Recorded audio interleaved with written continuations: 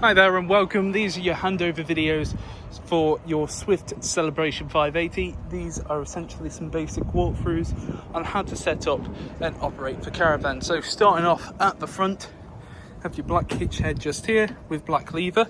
Have to have your black lever up like that to then wind it down onto the tow ball, which will then snap down that black lever, push up this red button and expose a green ring. That way you know you are on. You have your handbrake just here, which you just have to press up or down. And then the caravan is with 13-pin electric, so if you are running 7-pin, make sure to bring yourself an adapter. Inside here, you have your gas bottle locker. As you can see, 2 propane gas bottles, and then this one is fitted with a dual regulator, so you can have gas from both bottles. Once both sides are firmly connected with the gas hoses, then twist your bottles on. You essentially don't want to have it so there's too much pressure on the washers, as otherwise the washers can split and lead to gas escaping. So just give it a little bit of a nip up using a spanner. 2 points either side and 2 points at the back, you have inserts for your legs. The caravan itself comes with a leg winder, or you can get yourself a 19mm drill bit and a power drill to make it that bit quicker. Do not attempt to jack up or level the caravan using the legs, they are simply used for stabilisation. Level first using the jockey wheel, then put down all 4 corner steadies. On the opposing side, we have first your flue. Your flue is used to get clean air in and out of your boiler when operating on gas.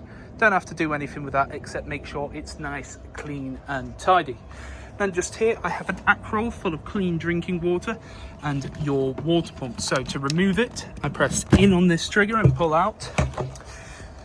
Then at the bottom, as you can see, you have your strainer. Your strainer, it's crucial that it sits at the bottom of the barrel. Now, what previous owners have done is fit some PVC tubing to essentially ensure that it's always going to be straight, so that it always sits at the bottom of the barrel. To insert, just press in until you'll hear it sort of click in, like so. And it can't be removed without pressing in the trigger. Also have this blue plastic cap to go over the top of the Akrol to make sure no nastiness gets in. Just next to that, you have your battery locker. Now this example does come fitted with a leisure battery. If you need to take that off for whatever reason, you'll need some 12 or 13mm spanners for the terminals. Then you have your plug-in for your mains and a little bit of a cutout so that you can lock up the battery locker and have the mains plugged in. Motor mover, I will go over on collection with yourself. Then just here, we have 2 points where your wastewater will come out of. You'll need some 28.5mm waste pipe to then feed into a waste master that you can then empty out at the appropriate point on site. Then lastly, we have your toilet function. So first up, I'll just take an pew. You have just here your cassette toilet. To remove it, press up on the orange handle and pull out just like so. Now you can also extend this out and up, and that will essentially make the cassette like a carry-on suitcase almost. Twist this orange head to the side once you're at the emptying point. Twist off that head, give it a tilt, and at the same time it's tilting, continually pressing this button here to vent. Now what I'd recommend doing if you want a nice clean smelling toilet, open up that compartment there, feed in some fresh water, give it a bit of a shake, and again tilt and vent. Then on this cap here, you have measurements in both imperial and metric, and that is for your blue chemical. Blue chemical goes into this cap, back onto here, twist it up, twist to the side, press it in. So essentially, this orange handle sits behind those white teeth. So then it can't be removed and it's not going to fall out whilst travelling unless you push up that handle. Then this top compartment is your flush tank. Get yourself something like a watering can or something like that just to make it a bit easier. This tank itself can hold 12 litres of water. However, I wouldn't recommend putting in any more than 10 as you don't want to overfill it. You can also add a little bit of what's called pink chemical, which works as a bleach without being corrosive and ultimately makes it smell a bit nicer as well. Now you don't want to travel with either of these two full, so just up here you have your little bung, drain off any remaining water in the flush tank. We will have drained off the entirety of the caravan before you leave with it. Just to confirm on this, I did say it was a dual regulator. This is a duo regulator, so essentially you have a toggle which you can either have left or right, and whatever side it's pointing to is what gas bottle you'll use. Now these gas hoses as well, they're quite specific, so you open it up the actual chamber itself and then essentially press this button in, and that will release the gas through. Now these are used bottles, so there are no guarantee for the amount of gas inside them. We have checked the gas hoses themselves. Then underneath your right hand side seat you have all of this, so I wouldn't recommend storing anything under here. Under this compartment you have your boiler just here, which is an Alder boiler. Then you have your flow jet just here. Main thing to note, you have this yellow switch valve. Now that, when it's in its current state, which is the horizontal, is allowing the flow of water to come through. When you lift it up vertically, that will drain off any water that is inside the system. When you leave, that will be in the vertical position. I'd also say November to March, have that up permanently unless you're actively using the caravan, and anytime you finish up on site, just give it a quick drain off. Then you have your brain box for your Megtamover just here, this blue box. This silver box is your battery charger. Then on the top you have your trips and fuses. All your trips in the upright position and all your fuses in the correct position. I'd always recommend carrying some extra fuses. You can see that heating and hot water and charger are both illuminated, meaning that they're both active and on. You have a reverse polarity button just there and a complete system shutdown button. Press that in, nothing inside the caravan is able to operate. Then you can pull down this just here, gives you a bit more information on your trips and fuses. And just here we have your main control panel, so it turns on and off using this button just here. You can see right now that 13.5 volts are coming into the caravan. That is through the leisure battery, and that's also decided to turn on the radio as well. That's fantastic. Let's turn that off, or down at least. Now you can see just here you can cycle through, shows no vehicle battery, the amount of solar to the leisure battery, AC limiter, internal temperature which is currently 20 degrees, and a few other bits. You then have internal lights for the front, and then internal lights for the back as well. And then you have your awning light, press that in, blue button appears. Come to the outside, and as you can see, awning light is on just there. Then main thing to note, water pump. So press that in, that will begin to draw through the water into the boiler itself. As you can hear, it will draw through, and essentially you want to make sure that taps are down there, showers off there. You want to wait about 2 to 3 minutes to allow the water to actually circulate through into the system, especially if you haven't used the caravan in a little bit of time. Then come over to your sinks and open them up. But whilst we just wait for it to draw through, we'll show you the Alder Wet Central Heating. So this panel here is for your heating and hot water. So first up comes to the home screen, shows internal temperature as 27. There's always going to be a slight discrepancy between the two.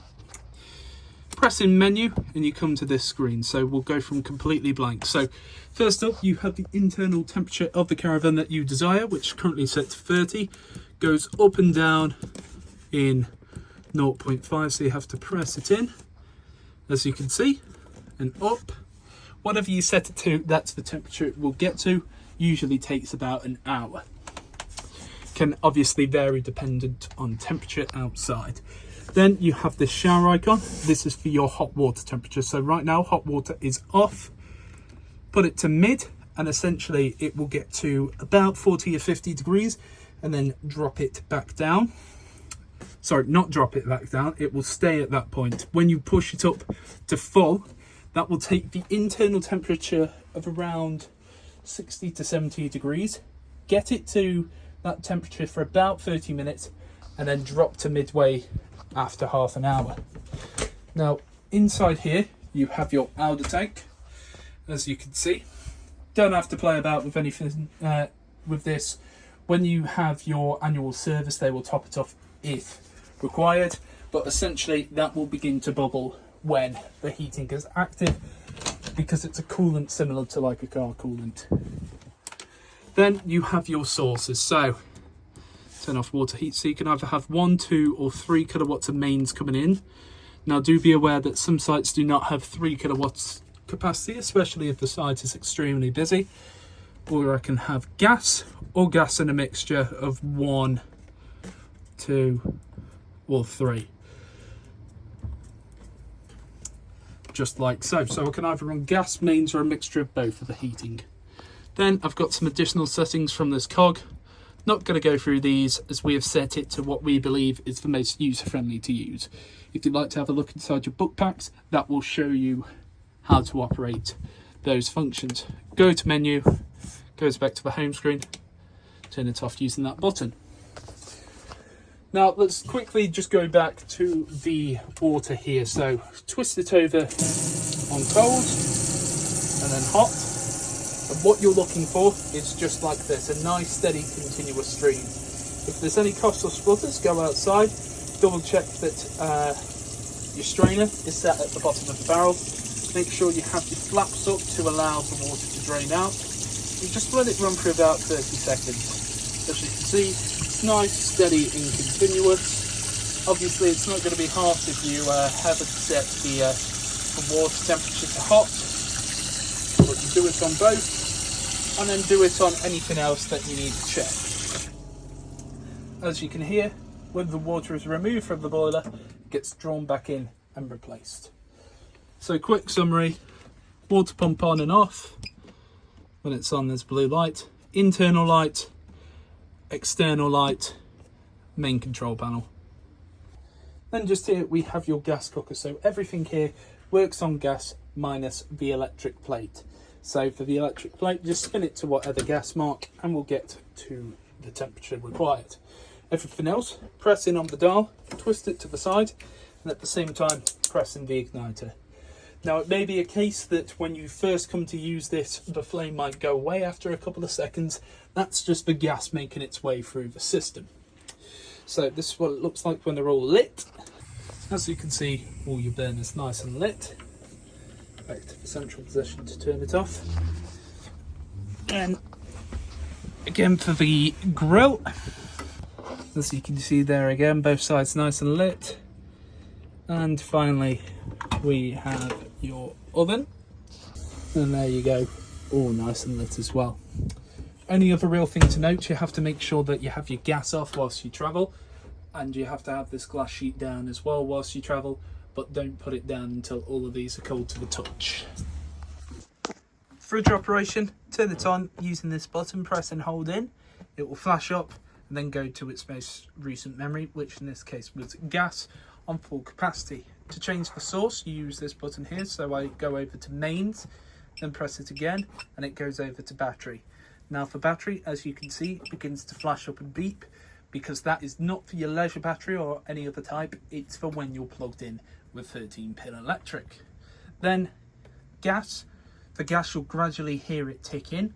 I wouldn't recommend putting on gas until you've checked all your hob, grill and oven first, but we'll just go over to mains for now. Then you've got 1, 2, 3, 4 or 5, 5 being the most powerful for the amount of power coming into fridge, so it's going to chill it the quickest. As you can see as well, when the fridge is on, there's a blue light inside there as well. Then to turn it off, press and hold on this button, turns itself off. No more LEDs, no longer active. And just here we have your toilet operation. So lift that up, press this button here, and you can hear that motor. That motor is what will push around any water inside the system.